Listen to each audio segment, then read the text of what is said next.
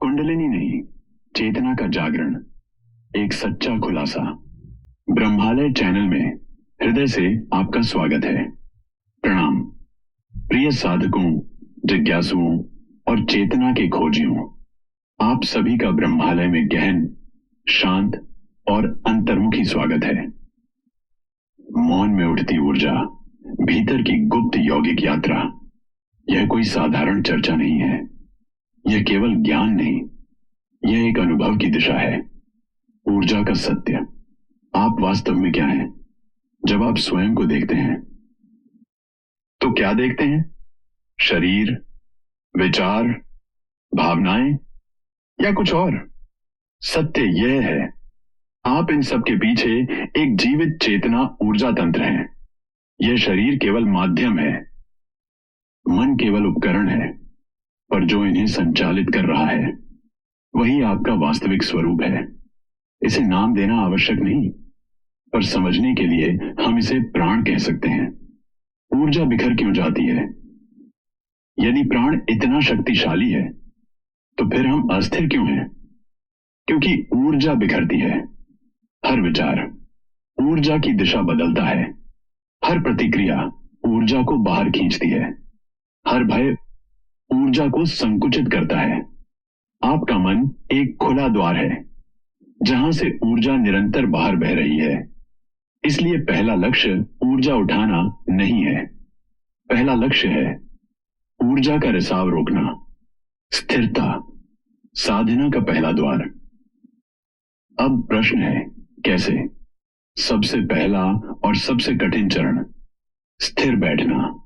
जब आप बिना हिले बैठते हैं तो केवल शरीर नहीं रुकता, आपका तंत्र नर्वस सिस्टम पुनः संतुलित होने लगता है।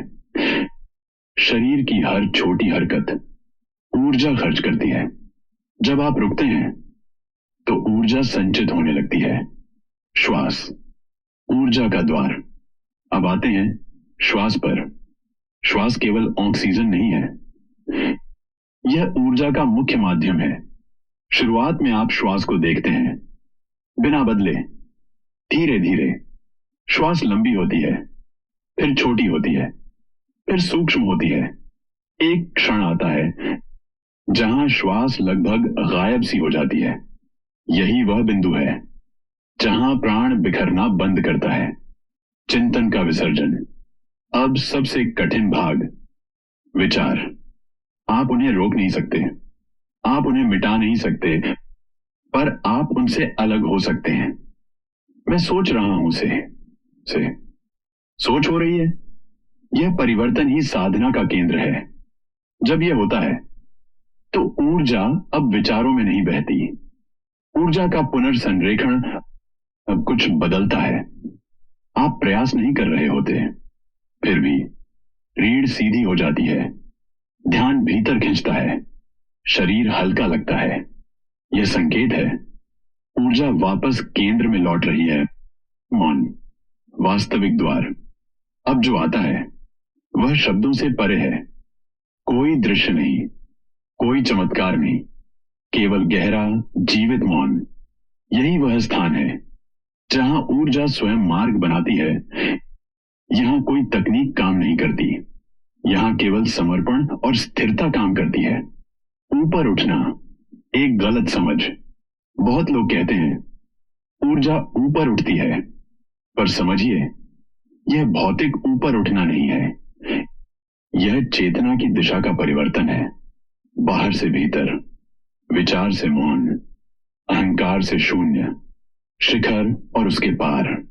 जब यह प्रक्रिया स्थिर होती है तो अनुभव होता है, सीमाएं टूटती हैं, मैं ढीला पड़ता है। अनुभव और अनुभवकर्ता एक हो जाते हैं। यही वह बिंदु है जहां से वास्तविक यात्रा शुरू होती है। अब सबसे आवश्यक भाग, सावधानी।